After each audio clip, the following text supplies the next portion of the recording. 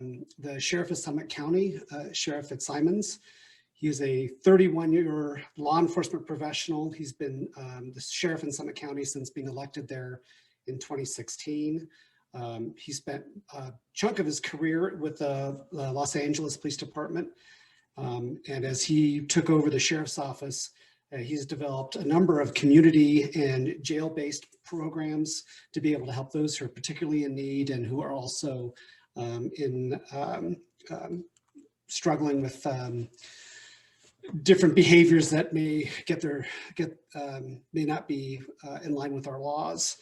And so he is a remarkable program also up in Summit County, where they overseeing a co-responder program, which is a little bit different. I'm looking forward to hearing him talk about. There's a law enforcement piece, and how is it that they in Summit County have merged both a paramedic, a behavioral health provider, and also a law enforcement provider, and how they're able to get into a number of different communities in a big county with a lot of people driving through an I-70, but also lots of people coming to visit and coming to ski. And so, Sheriff, I really appreciate you joining us today. Hey, thanks, Tom. Thanks for the introduction, and thanks for inviting me to the panel. A little context for the people that are watching this or listening to this. Back in 2014, as far back as 2014, Summit County as a community started becoming itself in crisis as a whole. And we started seeing an escalation in suicides. And so around that time, law enforcement here in Summit County got together, and we decided that we would start training all of our cops in crisis intervention training, CIT training, which is a really involved 40-hour school where law enforcement learns to deal with different people in crisis and be able to tell the difference between someone with a mental health crisis and someone with maybe learning disabilities or developmental disabilities, and to sort of sift through those crises. And so we started training people. By 2016, I would tell you that our suicides continued, and I think it was around 2016 that our community as a whole had enough and rose up, and the leaders of this community, all the leaders of this community got together and decided, what could we do about our crisis system? We felt the crisis system was failing us. We felt our community was suffering, and we started an initiative called Building Hope here. And it was a mental health initiative that was grassroots community driven. And it was formed to reduce stigma in the community, provide training to the community, provide activities, as well as a pathway to resources for people in the community suffering from mental health issues. But by 2018, we also passed a ballot initiative here in Summit County. That one of the things it covers was mental health, and $2 million a year from that tax initiative started going to mental health since 2018. So it was around then that I started, it was around when I became sheriff, but certainly between 2016 and 18 that I really started researching better ways to serve the community because of our crisis system. We'd all felt it let us down. And I started looking at co-responder units. And at the same time, I started looking at our jail-based system, mental health system, to see, what a better way maybe we could also do it in the jail, since everyone is part of the community, whether you're currently locked up as an inmate or you're out there in the community. And so I started looking at all these programs across the country, here in the state, and started, treating everything I came across sort of like a buffet. Started taking all the things I liked about different programs and started to build my own program and formulate my own program. And what we came up with was a co-responder unit that is made up of a deputy, a clinician, a mental health clinician, and a case manager. And they work as a team, and they're a dedicated resource. I mean, it's not as you heard before in some of these other programs, it was not a uniformed officer, it was not a patrol officer, and it was not in a marked vehicle. We designed a program where the clinician and the deputy respond as a team, and they would respond in an unmarked vehicle, and they respond in plain clothes. And we found that was the best way to reduce stigma immediately on scene of any call. I would tell you that the case manager is an integral part of that team. And I would tell you that in the moment of crisis, that deputy and that clinician, have the heavy lift, right, of trying to stabilize this person in the community. But I would tell you on the back end of it, it's the case manager then that has the heavy lift of bringing all these community resources together and keeping this person stabilized, the clients. I would tell you that prior to standing up a co-responder unit here in Summit County, what happened in our crisis system is it became the default for law enforcement or fire and EMS to take everybody with a mental health crisis to our emergency room. You heard this about these other programs. And as a result, we literally broke the back of our emergency room of our local hospital because it became also a dumping ground for people in crisis. So by default, everyone that went to a hospital here in Summit County out of our community probably ended up walking out of there with a few $1,000s ER bill, and then got sent to a community mental health center.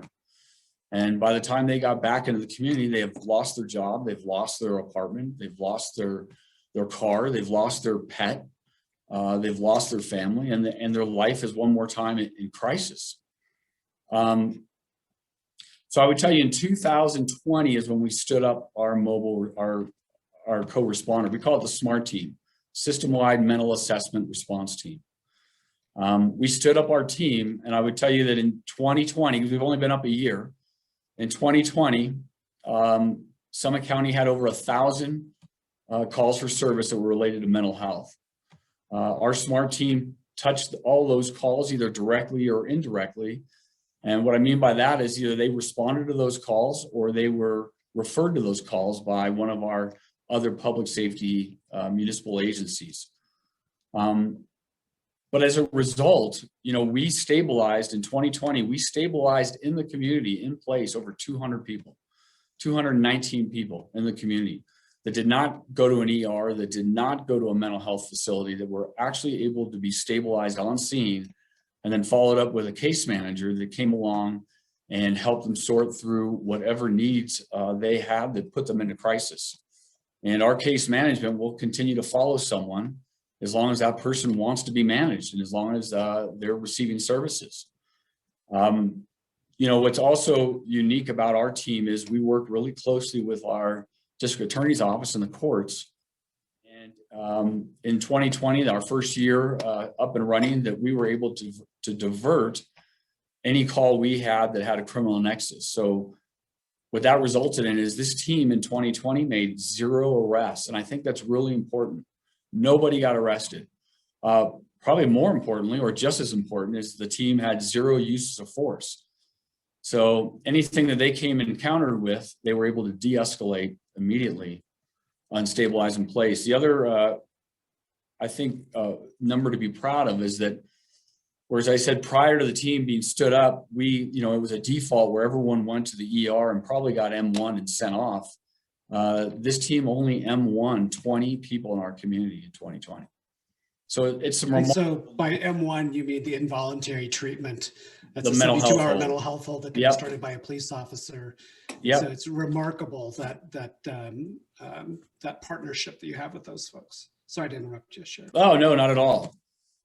So our team has relationships with 2 hospitals on the Front Range where we're able to direct admit from the field. So bypassing the ER one more time, as well as, like I said, since they respond in an unmarked car, they're able to transport. We do our own transportation. So those 20 people got transported by us in an unmarked vehicle, and obviously in the least restricted means possible, again, all to reduce stigma. What's also unique about our team is because of the way we're funded, this team responds countywide. And what I mean by that is there's 6 other jurisdictions here in Summit County besides the sheriff's office. And we handle the mental health calls in every jurisdiction. So the team not only monitors the radio, as I said, and responds to these calls throughout Summit County, but also we have a robust referral system where any of these public safety agencies, fire, EMS, community partners can absolutely make a referral to our team. And the case manager or the team will immediately follow up with those referrals. Our team also provides training to all the local agencies, police agencies, fire and EMS, community partners.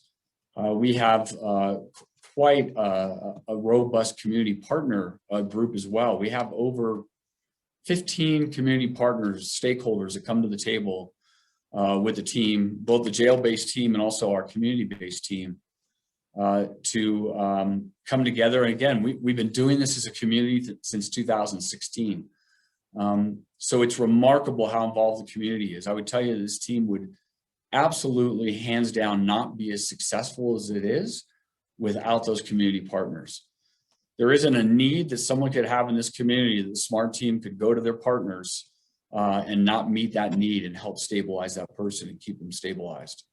Do you mind giving us some examples of some of those community partners and how you forge those relationships and so on? Well, I mean, they're literally, some of the important ones is like we have a family intercultural resource center where they could go for rental assistance, food insecurities.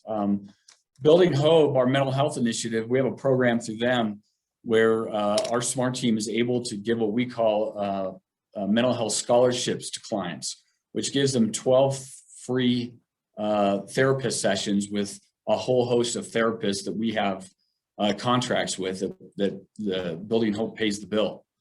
We have another organization that just gave us, $1,000 in gift cards where the team can hand out gift cards to people for immediate needs on scene of something. But the resources they have in this community, like I said, there is no wrong door in this community, certainly for anybody, because of our partners. Let's see, what else can I tell you about the team? Well, I appreciate hearing about the team, and I'm sort of curious. There's been a lot of discussion lately, and Chief Harper brought up this idea of defund the police. And on one hand, if I have a bad guy breaking into my house, I want the police to be well funded and be able to respond immediately. And so I'm just sort of curious from your side of the how you see things in law enforcement. How is it that you see? Do you think that American policing is changing? Do you think there are opportunities to do things differently? I worry about.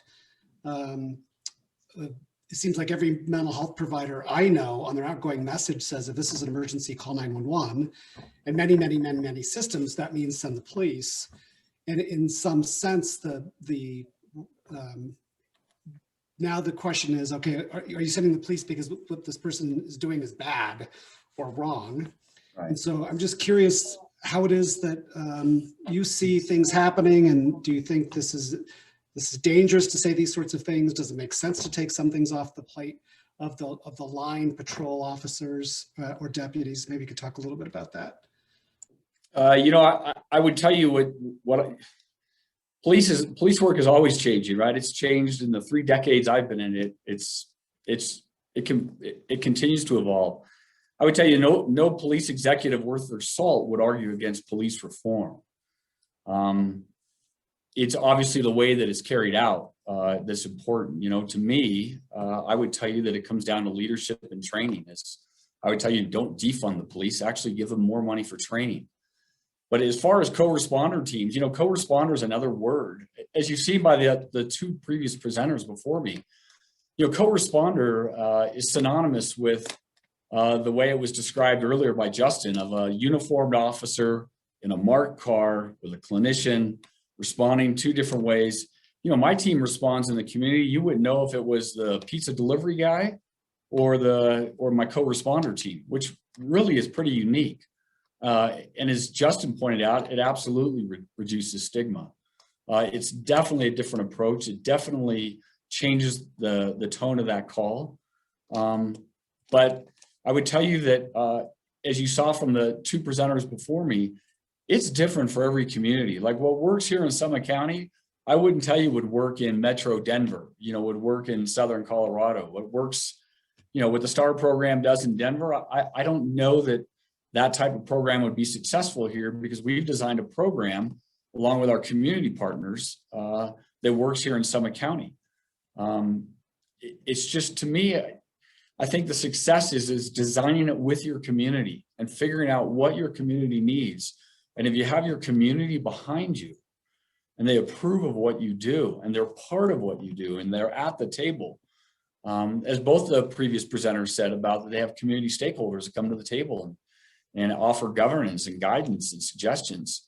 We do the same thing here. And I would tell you that, I duplicated the we've done in the community now in the jail. So I have a dedicated mental health team in the jail that also does medication assisted treatment, that does Narcan, that does medication consistency program, all of these programs that, again, when I was telling you about the crisis in our community, it was a crisis in the jail as well.